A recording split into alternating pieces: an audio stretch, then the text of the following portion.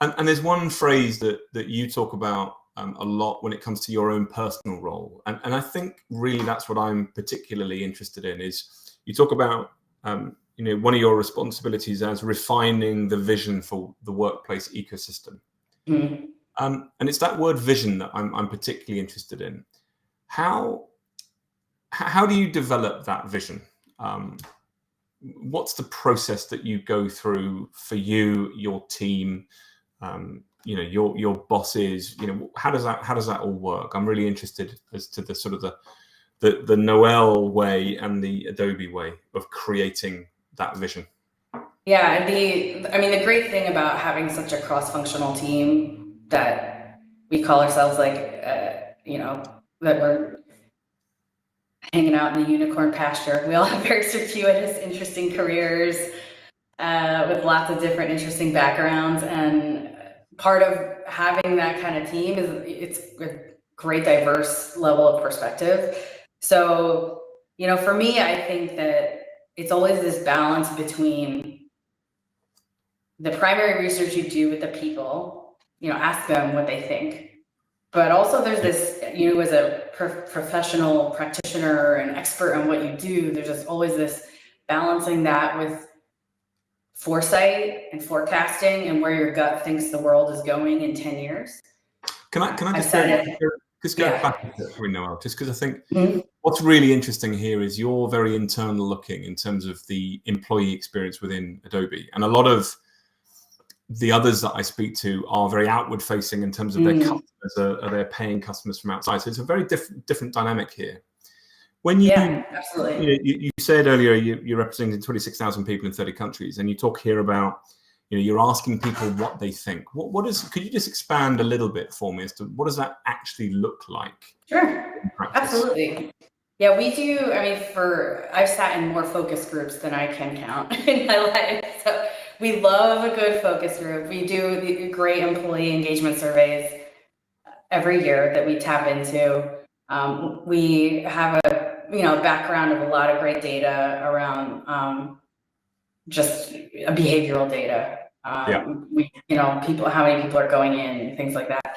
Where are they moving to? All the back end types of things. So all of that coming together. It's not like we don't look at the benchmarking of what other companies are doing. We're aware of it, but I think when you are designing a policy or a vision or a strategy to try to one up a competitor, you're not doing it for the people within your own organization. And ultimately, we are very human centered. There's a reason that we, as an organization, sit within employee experience and not another organization. I think that keeps us closer to the people, which is inherently a very different design.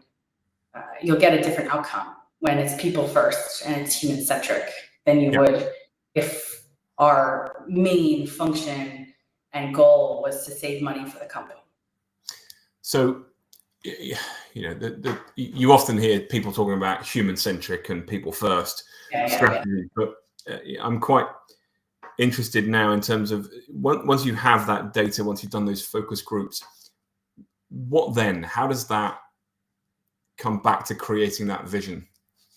Sure. So we've been fortunate enough to have a lot of great committees, actually, of wonderful people who are giving their time in a cross-functional manner. Legal, finance, employee experience, D&I folks. We need a lot of diverse perspectives to see a lot of different sides of a potential issue. Yeah. So, we really come together as cross-functional committees and teams to make a lot of the major decisions. But before even things get to there, all of us doing a lot of the legwork to even get it in front of a larger group is that we do a ton of storytelling. This is where data and the stories that data can tell really come into play, because just showing people data isn't enough and doesn't typically sway opinions. Yeah. But if you are able to actually stitch a story between maybe 3 different points of data, it can tell a completely different story as to how, when you start to connect human behavior, human sentiment, maybe some forecasting, competitor benchmarks, you start to weave all those things together to say, this is where we think maybe Adobe, this direction Adobe should go, it tends to be a lot more impactful than just looking at very raw data in a way that isn't, you know, structured or doesn't kind of come into a cohesive way. Yeah, no, I understand that entirely. And